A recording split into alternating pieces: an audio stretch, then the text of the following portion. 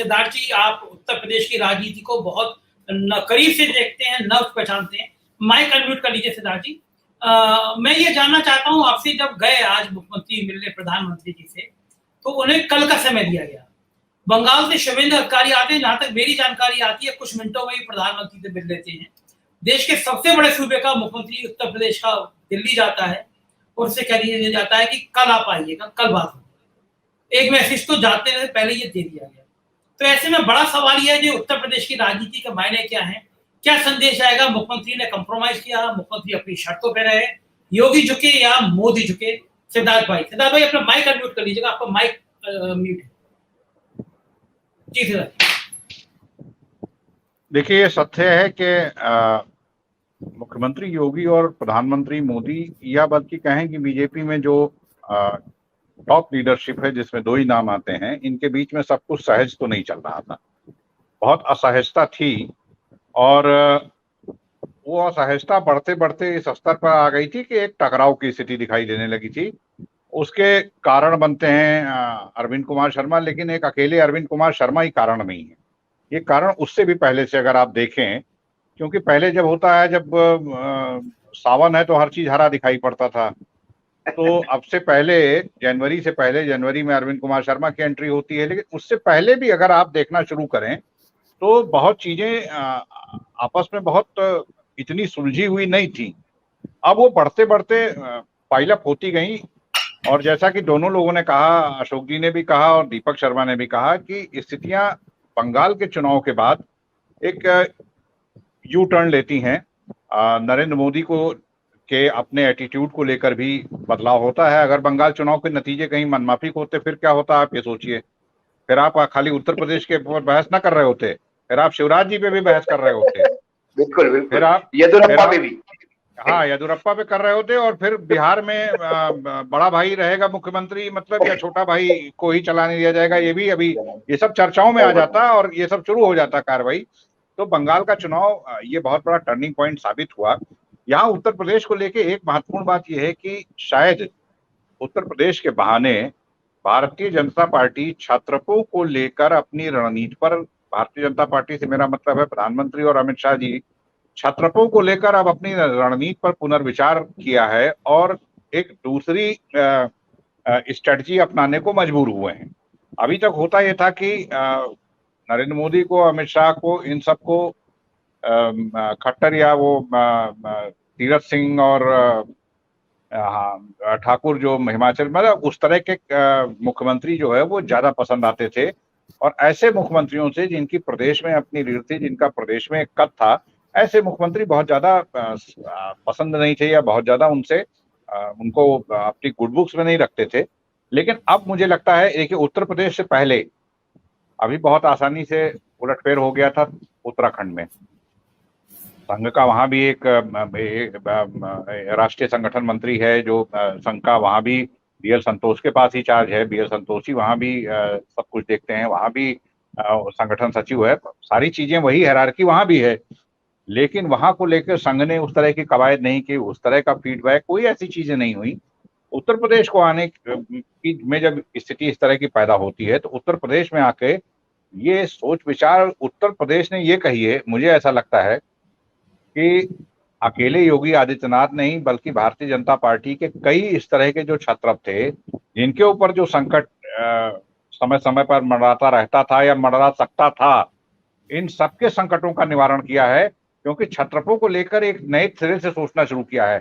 3-4 दिन पहले से देखिए बात शुरू हुई कि अब राज्यों के जो चुनाव होंगे वहां प्रधानमंत्री चेहरा नहीं होंगे, राज्यों का जो नेतृत्व होगा वो चेहरा होगा। हालांकि प्रधानमंत्री का कद ही इस तरह का नहीं है कि वो कहीं चेहरा न बने, घूम फिरकर, और कम से कम उत्तर प्रदेश में तो उन्हीं के चेहरे पर चुनाव लड़ा जाएगा।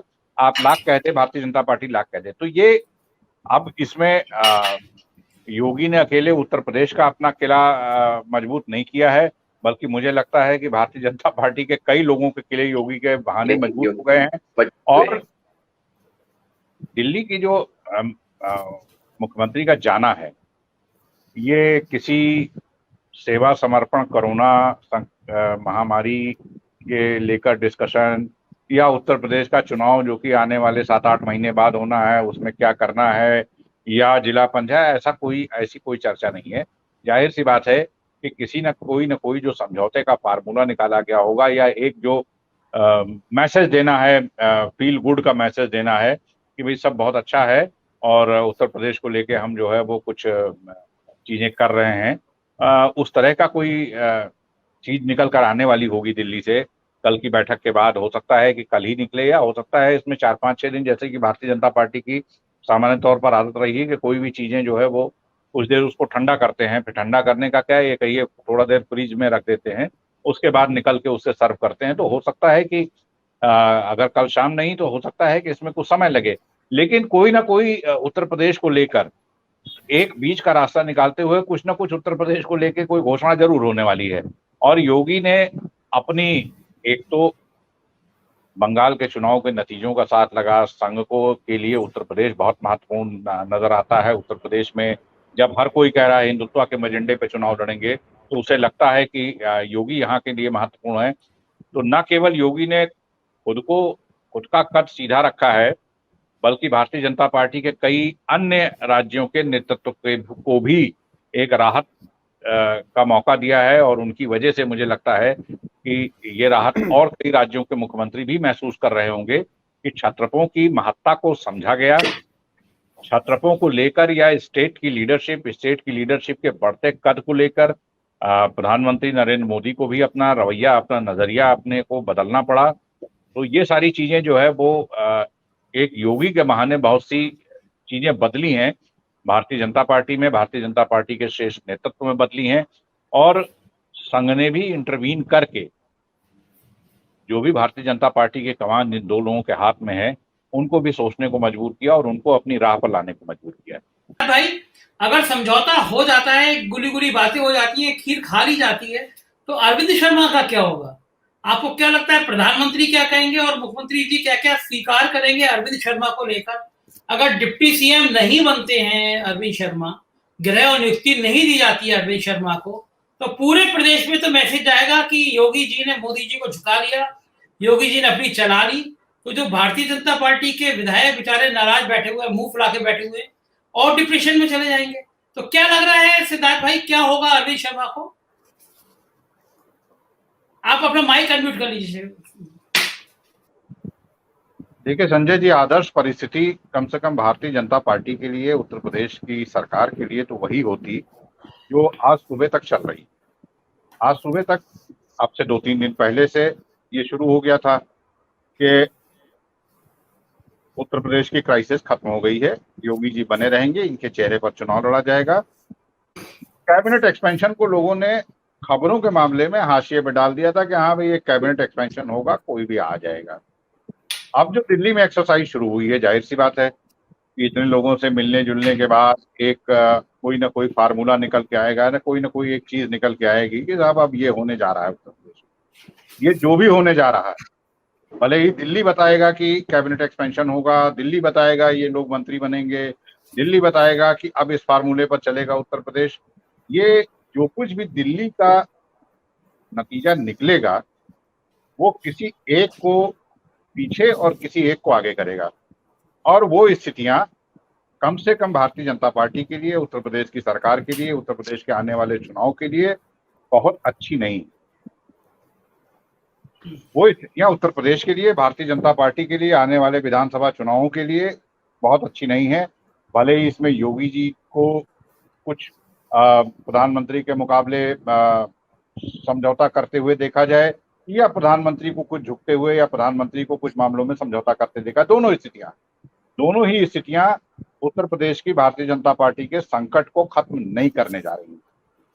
ये तय हो गया था अगर 2 दिन पहले, या जिस तरह से एक प्रमुख समाचार पत्र में जो इंटरव्यू छपा था, अगर उस दिशा में उत्तर प्रदेश की सरकार और भारतीय जनता पार्टी और अगला चुनाव चलता तो स्थितियां तब भी बेहतर थी। लेकिन अब जो होने जा रहा है वो बहुत अच्छे संकेत नहीं है, क्योंकि जाहिर सी बात है कि जब कोई फार्मूला निकलेगा उस फार्मूले में कोई ना कोई कमतर और कोई ना कोई उससे बेहतर साबित होगा। जो दो लोग जिनके बारे में अभी हम लोग इतनी देर से मनमुटाव की बात कर रहे हैं, अगर कैबिनेट एक्सपेंशन की बात होती है और अरविंद शर्मा को उसमें लिए जाने की बात होती है, भले ही आप जो कह रहे हैं विभाग वो दिए जाएं या ना दिए जाएं, मैं अभी तक तो ये था ना, अभी तक तो उनको कोई विभाग नहीं दिए गए थे। और अब जब कैबिनेट एक्सपेंशन करते तो ठीक है, एक रिटायर्ड एक वीआरएस लिए हुए ब्यूरोक्रेट हैं, बड़ा अनुभव है, उनको भी शामिल कर लिया था, उनके अनुभवों का लाभ लिया जाएगा, इस तरह कहते हुए एक बेहतर पिक्चर जो है वो पेश हो जाती।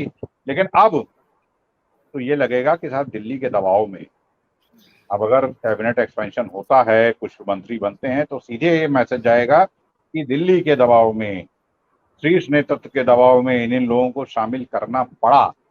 और ये स्थिति उत्तर प्रदेश के लिए आने वाले समय के लिए, क्योंकि अब बहुत कम समय बचा है उत्तर प्रदेश के विधानसभा चुनाव के लिए, तो मैं अगर ये कहूँ कि जो दिल्ली की कवायद शुरू हुई है आज दोपहर से और कल तक चलेगी, ये दिल्ली की कवायद ये चीज़ों को सही करने की दिशा में नहीं है, या कम से कम आपको हो सकता है कि ये जो संवादहीनता और तमाम चीज़ें चल रही हैं, इसको देखते हुए लगे कि ये कोई सुलह समझौते का फार्मूला है।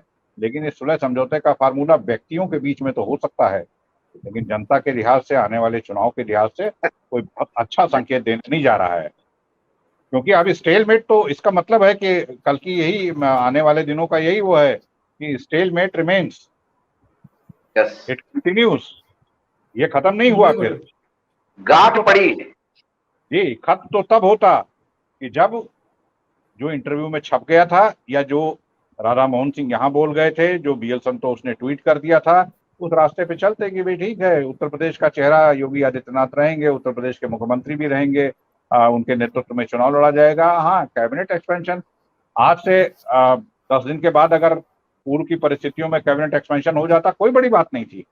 होता है, 7 जगह खाली हैं, कुछ मंत्रियों के विभाग बदल दिए जाते, कुछ एक आध लोगों को प्रदर्शन के आधार पे बाहर करते, कुछ नए चेहरे आ जाते, वो एक रूटीन एक्सरसाइज होती। लेकिन अब वो रूटीन एक्सरसाइज नहीं है। अब अगर वो होता है तो रूटीन एक्सरसाइज नहीं है, और अब जो होता है, जो भी नतीजा वहां से निकल के आएगा, वो नतीजा संकटों को कम नहीं करने वाला है, ना वो मैसेज अच्छा जाएगा, वो मैसेज भी अच्छा नहीं जाने वाला है।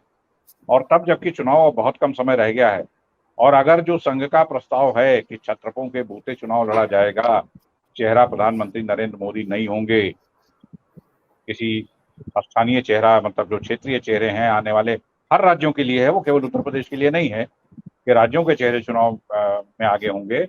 और अगर एक फार्मूले के तहत अब अगर उत्तर प्रदेश का कामकाज चलने जा रहा है, तो ये जान लीजिए कि जो खींचतान है वो आने वाले विधानसभा चुनाव में भी दिखाई पड़ेगा। जब चुनाव आते हैं तो बहुत से लोगों के पर निकलते हैं, बहुत से लोग जो पार्टी में रहते हैं वो भी अपनी अपनी जुबान, फिर तो स्थिति और बिकट कर होने जा रही है। फिर मुझे नहीं लगता है कि सब बड़ा अच्छा जो है हमको दिखाई पड़ने जा रहा है। ये स्थिति